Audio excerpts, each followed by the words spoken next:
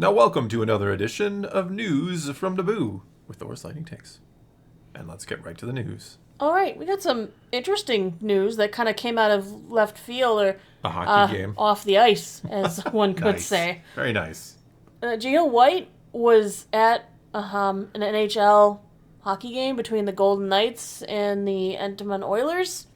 He was like a guest of honor. Did you call them the Edmonton? I don't know what they're called. I'm not a hockey player. You know nothing about hockey, quite, or Canada. The Oilers. Apparently either, yeah. He was a guest of honor from by the Oilers. He was invited. And so he got interviewed real quick by one of the announcers. And he's going to be playing a pirate in Skeleton Crew. Because they asked him, hey, where you going to be next? Where can we see you next? And he said, oh, wow. I'm actually going to be in a new series on Disney Plus starring Jude Law called Skeleton Crew. Yeah, it's coming out in November. November, December. And it's part of the Star Wars universe. So that's a big change for me, man. I had to do 2 hours of makeup every day. I get to play a pirate. Urkel is a pirate. Yeah, Steve Urkel. Pirate matters. Nice. At some point he needs to say, did I do that? No, you don't do it Come well. on, TGIF. Thank God it's Friday. Full House. Yeah. And that was the show. It was a great show. Those were the days, yeah. Oh, and his little crush on Lisa. Oh, my, yes. No, but that show was it. For a yes. long time. That was years. Like the show. That was the 90s. I feel like it kind of replaced Full House as the it show. They were both at the same time, more or less. It was Full House and then Family Matters. Yeah, but before that was Saved by the Bell, right? That was like a Saturday morning thing, wasn't it? I don't know. Was that ever on at night? We're not going to get into the cool shows from the back in the days. Yeah. But yeah, Family Matters was an awesome show. And he also let slip that it is coming out this year. He gave us a date range. November, December. Disney hasn't given us a date range. I don't think he was supposed to give us a date range. I feel like they're saving the date range for releasing that information at Comic-Con, maybe? Yeah. SDCC, I was assuming SDCC. I thought that's when we'll get the trailer. That's when we'll get the... No, Urkel's gonna... He'll just look at you and go, did I do that? I just realized. It's a very Urkel thing to do. I like it. How did I miss that? I even talked about it before, and I totally missed the setup for it. Yeah, so Steve Urkel, pirate of Skeleton Crew. I'm for it. Let's do it. I'm for it, too. I was excited. I mean, we may not recognize him. 2 hours in makeup makes it hard to tell who somebody is. Hopefully we recognize the voice. Yes. But it's cool because the last time an actor accidentally gave out the date of something, it was... They were right. Yeah, wasn't it Rosario Dawson who was like, yeah, Ahsoka, and, August. And everyone's like, August!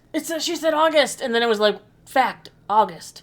Yeah. Now it's like, here we go. Somebody just told us November, December. He probably got a call during that hockey game from a Lucasfilm or Disney, would be my guess. They pushed the kill switch. Zap!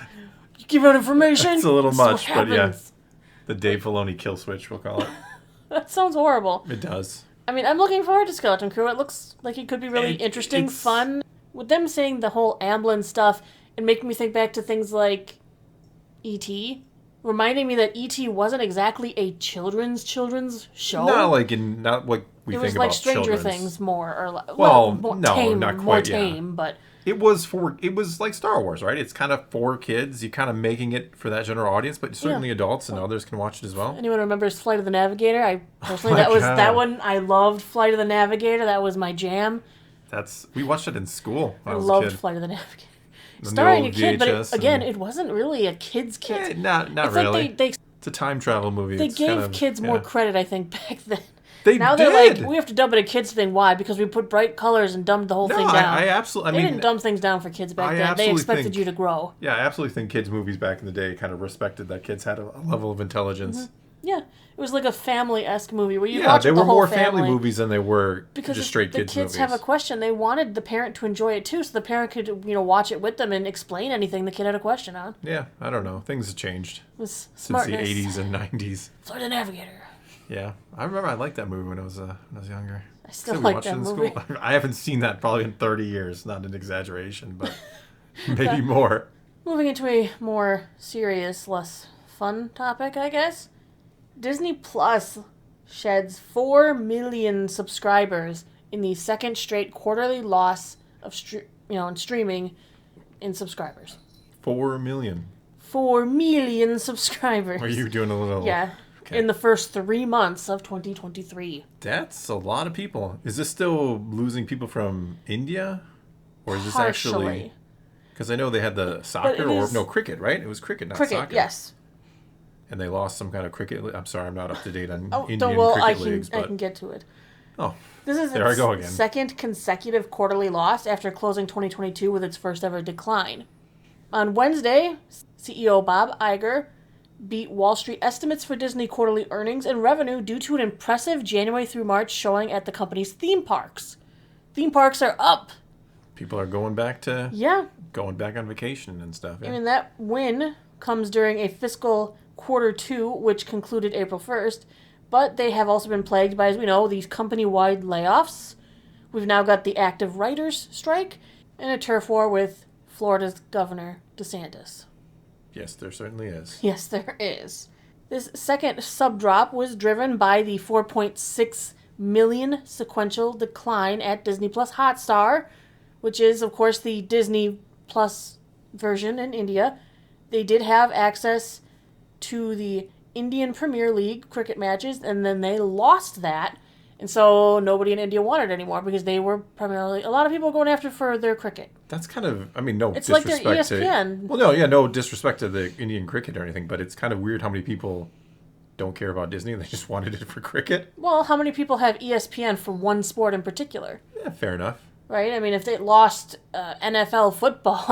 I guess I'm just saying, like, I had to subscribe to Disney to watch cricket. It'd be like, oh, I gotta subscribe to Disney because I gotta get my football, my NFL. Like, that'd be weird. Yeah, I get you. That's kind of what I'm going for. In the U.S. and Canada, Disney Plus did lose about 300,000 subs, and but it did add nearly 1 million in international markets, excluding Disney Plus Hotstar.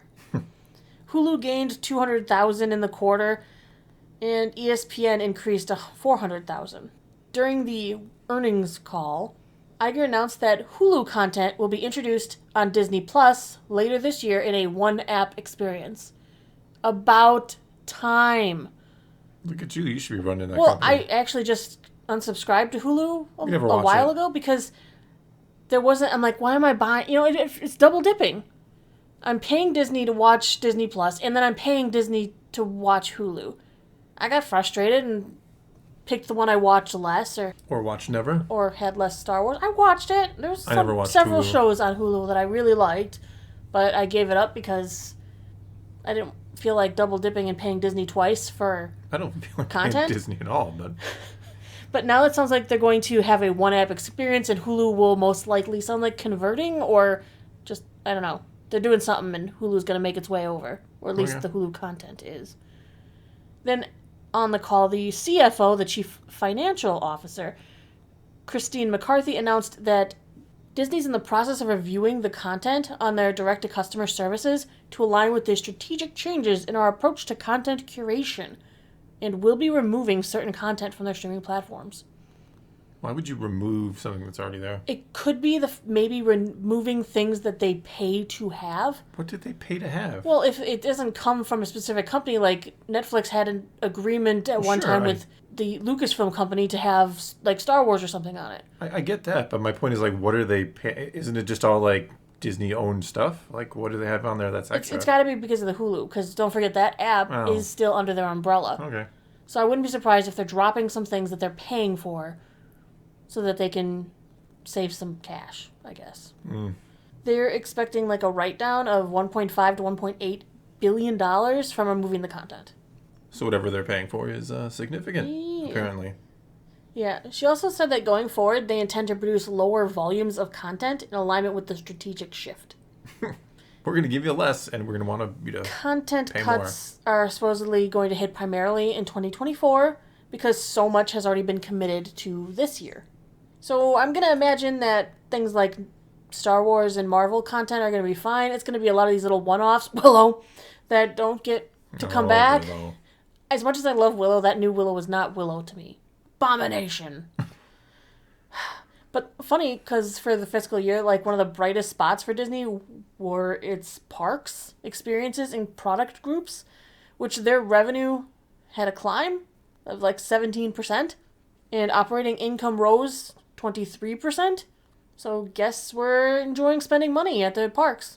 Were they enjoying it, or were they doing it because they were doing it, that's for sure. Because they were there. I'm going to say it's probably all attuned to the Galactic Star Cruiser. Oh, yes. Which I've heard is doing better, but I have to look into it more before I say anything. Is it doing better? I think that they lowered prices and improved experiences. Wow, what a concept. Don't charge $5,000 for 2 days of lightsaber training with weird light rays and stuff. What's interesting is they also had, like, an increase in revenue from box offices. It increased 18% and they attributed this directly to the success of Avatar: The Way of Water. Oh, yeah. Making over $2 billion. Yes. I mean, previous to that, their big income one was Marvel's Spider-Man No Way Home. And they're hoping the current quarter releases of Ant-Man can somehow help them. Good luck with that. Good luck with that, indeed. Because Ant-Man didn't do so hot. No. Guardians of the Galaxy doing much better. Well, it's doing better. I don't know about quote-unquote much better. This better. one, actually, though, people are coming... It's a better movie. Exactly. Yes. People are all coming out and saying that it's a good movie, unlike... Yes. People coming out and saying how rough Ant-Man was. Yes. When you've got all of the internet consensus leaning towards this movie is good, I feel like there's a higher chance people might see it. Yeah. No, word of mouth is still an important thing, or It is. online reviews and stuff. When something gets a positive, I certainly have gone to see movies just because I've heard people say it's so good. So Absolutely. it works. There's been several movies that I've seen or shows. Yeah, absolutely. We saw Arcane through word of mouth. Yeah, that was amazing. I mean, It not was a movie, amazing. but definitely an amazing series on Netflix that everybody should check out. So maybe someone will watch it now because of us. That's how it works. Who knows? Perhaps. So good. It is so good. But so it sounds like Disney needs to get their streaming act together because they're all over the board.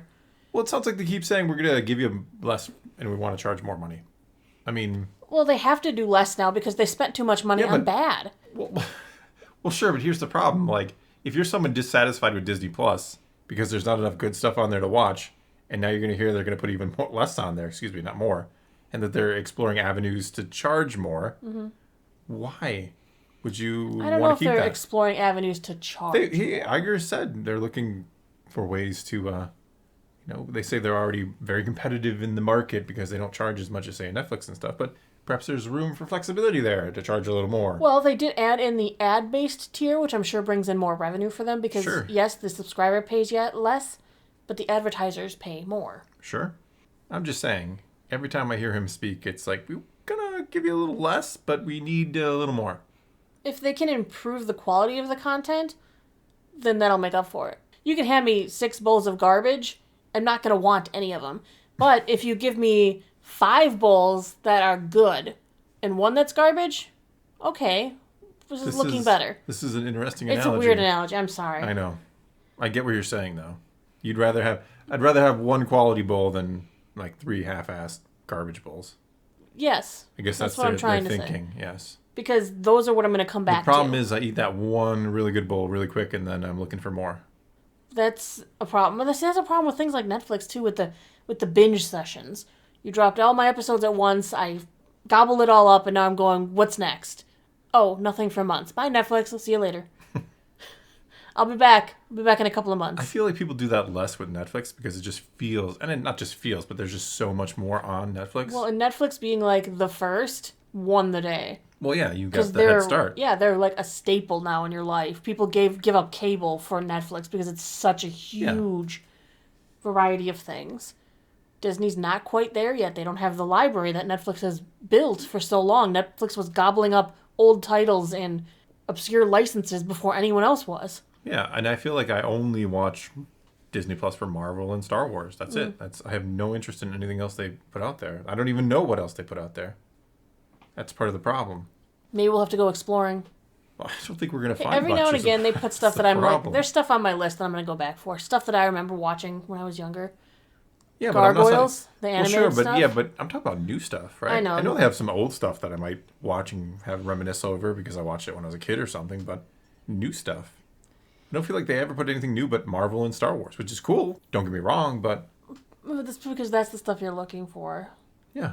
Like, they put lots of stuff out there for people with kids. Well... For families with youngins. Well, I'm not looking for youngin' entertainment. I'm looking for Star Wars. Keep it up and you're going to be watching Young Jedi Adventures. Oh, boy. The long ones and the shorts. On that note, that's going to be all we got for you this time. So now it's your turn to take to the comments below and tell us what you think of any and all of today's news. And let's talk some Star Wars. And until next time, thanks for watching.